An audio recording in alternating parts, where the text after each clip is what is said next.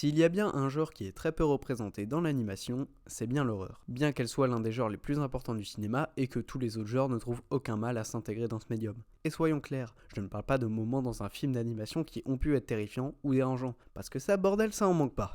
Et je ne parle pas non plus de films d'animation reprenant les codes de l'horreur, comme par exemple L'étrange Noël de Mr. Jack, parce que je ne considère pas vraiment ça comme de l'horreur. Non, je vous parle de films d'animation qui prétendent réellement être de vrais films d'horreur. Et ça, c'est très rare. Je vais donc m'attarder sur quelques œuvres qui m'ont marqué. La première, Coraline, qui est vraiment un film d'horreur pour enfants quoi. Et vraiment ça a marché. Coraline est un film qui m'a vraiment traumatisé. Et même encore aujourd'hui, alors que dans le cinéma j'ai déjà bien exploré le milieu de la dégueulasserie, Coraline est un film qui me met très mal à l'aise. C'est dire le potentiel horrifique qu'a l'animation. Et si tant de moments d'animation bizarres et dérangeants ont pu marquer ma génération, on est en droit de se demander ce que l'animation peut bien apporter en termes d'horreur. Mais bon, Coraline, j'en ai déjà parlé, et c'est un film qui m'a traumatisé, donc je ne peux pas vraiment être objectif quant à son aspect horrifique. Ensuite, il y a bien Monster House et d'autres films qui sont dans la même vibe que Coraline, mais en moins flippant et en beaucoup moins bien. Alors il va falloir s'intéresser au deuxième film qui m'a marqué, Perfect Blue.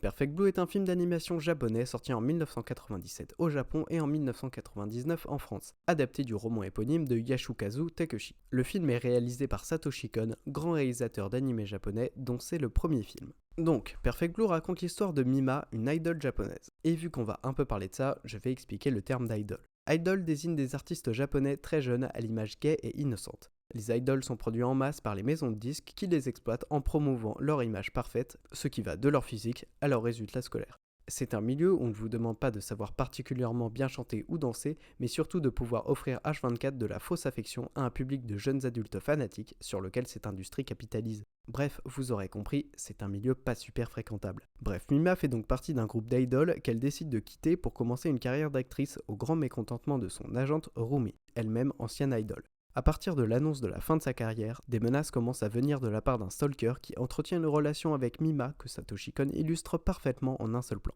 Au fur et à mesure que Mima va déconstruire son image parfaite d'idole avec sa nouvelle carrière d'actrice, notamment avec le tournage d'une scène de viol et des shootings la montrant nue, plusieurs meurtres vont être commis. D'abord, un employé de production tué par une lettre piégée, puis l'assassinat du scénariste de la série dans laquelle Mima joue. Tous ces meurtres sont orchestrés par le stalker, s'étant persuadé à cause du site internet chez Mima que la nouvelle Mima n'est pas la vraie Mima, mais qu'elle serait une impostrice tentant de ruiner l'image parfaite de la véritable idole. Tout cela va beaucoup peser sur Mima qui commence à avoir de lourdes hallucinations au cours desquelles elle voit la parfaite idole Mima la persuader qu'elle n'est qu'une usurpatrice. Donc pour être plus clair, je vais appeler celle-là Mima et l'autre Idol Mima. Mima commence à ne plus savoir différencier la réalité de ses hallucinations et de l'image parfaite qu'on lui colle, ce qui est très bien montré par le film qui nous perd entre la série dans laquelle joue Mima et la réalité diégétique du film. Après que Mima ait buté le photographe qui l'avait abusé sexuellement lors de son shooting à coups de tournevis dans la tête, bon il le mérite mais quand même, on apprendra finalement que tout cela avait été orchestré par Rumi, son agente,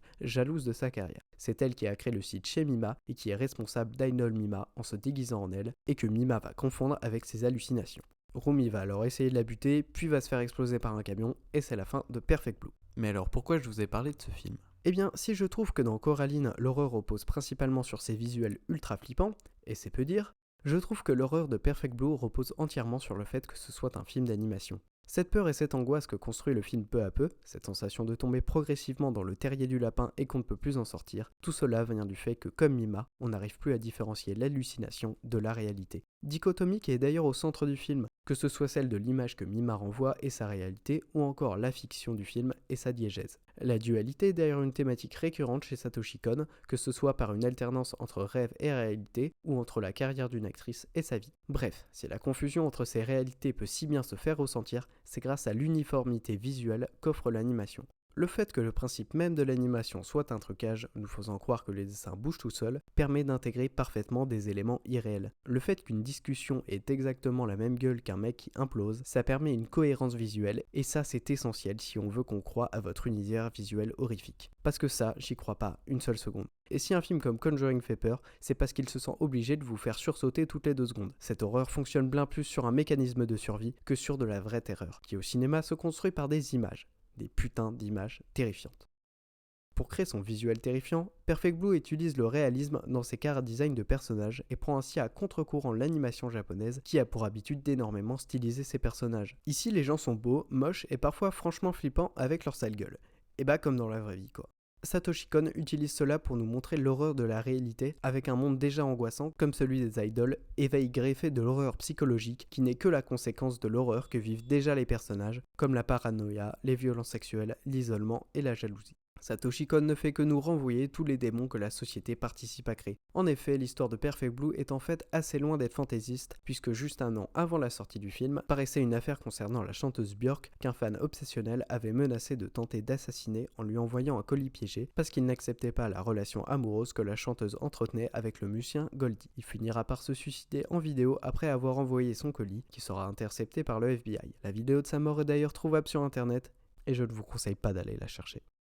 Se pose alors une question, pourquoi l'horreur est-elle si absente de l'animation ? Eh bien parce que les grandes œuvres de l'animation se sont principalement construites sur des films et des séries faites pour un public enfant et adolescent, et que l'industrie s'est donc concentrée sur ce public. Et mis à part quelques expérimentations et quelques films pas très grand public, eh bien l'animation n'a laissé que très peu de place à l'horreur. Alors il y a bien eu l'animation japonaise qui a testé des trucs, mais à part des vieilles copies de Destination Finale et des adaptations ratées de manga qui sont pour le coup vraiment flippants, il n'y a pas grand chose d'intéressant. Non, si on veut trouver ce qu'on cherche, il va falloir s'intéresser à un autre médium, Internet. Internet est un monde magnifique sur lequel j'ai dû passer la plus grande partie de ma vie. Un lieu qui est à l'origine de toutes mes passions, tant j'ai découvert de créations passionnantes qui font qu'aujourd'hui je suis cinéphile, fan de manga et de jeux vidéo. Et c'est pourquoi je participe à renvoyer l'ascenseur à ma petite échelle avec Animatix. Mais comme beaucoup de personnes de ma génération qui sont nées avec Internet, j'en ai bénéficié très tôt et de manière totalement incontrôlée. C'est ainsi que j'ai pu découvrir le dessin animé Happy Tree Friends, une parodie de dessin animé pour enfants, dont le principe est de vous surprendre avec des épisodes qui commencent comme ça et qui finissent comme ça. Et encore plein d'autres trucs flippants sur lesquels je suis tombé dans mes recherches, mais sur lesquels je ne vais pas m'attarder. Mais bon, jeune, il y a une série que j'ai sciemment esquivée parce que ça me terrifiait, Salad Fingers. Donc Salad Fingers est une série anglaise d'animation flash de 12 épisodes, créée en 2004 par David Firth, qui a fait aussi d'autres créations moins connues que je vous laisse le plaisir de découvrir. Moi, j'ai eu mon quota de trucs dégueulasses. Eh bien la série va suivre le personnage de Salad Fingers, que je vais vous laisser s'introduire pour bien que vous compreniez le délire de la série. Hello. I like rusty spoons. I like to touch them. The feeling of rust against my salad fingers is almost orgasmic. On va donc suivre Salad Fingers. Sa principale passion est de ressentir les choses avec ses doigts. Il parle souvent tout seul dans un anglais soutenu. Il vit seul dans sa maison au milieu de rien, dans un monde post-apocalyptique où une grande guerre aurait tout détruit. Bref, l'épisode 1, intitulé Spoons, nous narre la quête de Salad Fingers, trouver des cuillères. Il va donc voir son voisin qui a pour réponse Salad Fingers décide donc de partir, mais juste avant, on profite pour gratter une théière en se jouissant dessus. Oh. Je ne vais pas résumer tout Salad Fingers, parce que le faire en faisant des blagues toutes les 3 secondes, ce serait ni très intéressant, ni très marrant. Et ça enlèverait tout le côté horrifique et malaisant de la série. Donc plutôt que de vous gâcher une super série, eh bien on va plutôt essayer de la comprendre. Mais bien sûr, si vous n'avez pas vu Salad Fingers, je vous la recommande grandement, c'est à mon sens un incontournable de la création sur internet. Bon, vous auriez compris qu'avec ses décors délabrés, ces gens chelous qui parlent dans une langue incompréhensible et sa bouffe dégueulasse, la série parle de l'Angleterre. L'Angleterre que David Firth critique à travers le personnage de Salad Fingers. C'est pour cela qu'il lui donne un fort accent britannique et qu'il parle dans un langage ridiculeusement soutenu. Une Angleterre qu'il dépeint donc comme malade, une Angleterre passéiste, tout comme Salad Fingers qui semble être traumatisé par la Grande Guerre, une Angleterre xénophobe. Scrub that muck off at once, Hubert Cumberdale. I'll have no dirty immigrants in my house. Une Angleterre qui ne fait que se bouffer elle-même au fur et à mesure qu'elle avance. Mais bon, ça c'est ma petite interprétation qui vole pas très haut, mais en vérité, je ne sais pas si Salad Fingers a besoin d'être analysé. Ni même compris en fait. Je pense que je passe à côté de son sujet. Et je n'ai pas vraiment envie d'aller creuser plus loin, comme plein d'autres sur YouTube l'ont déjà fait. Ça peut sonner comme un aveu d'échec, et je dois bien avouer que c'en est un. Oui, j'ai perdu face à Salad Fingers. Cette œuvre me transporte et me fascine sans que je puisse expliquer pourquoi. Et au fond, je préfère ça qu'une œuvre qui n'a plus de réponse à m'offrir. Alors voilà, regardez Salad Fingers. Et conclusion.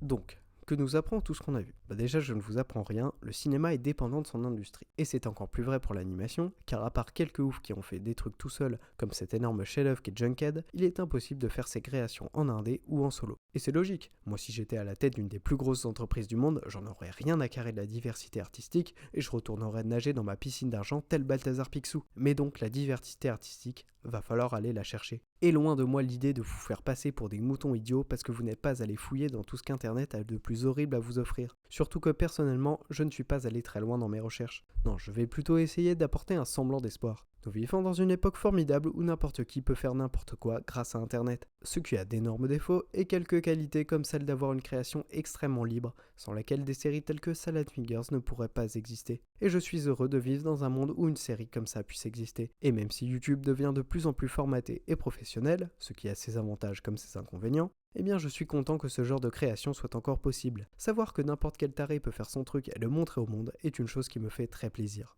Car je pense que nous avons parfois besoin d'horreur.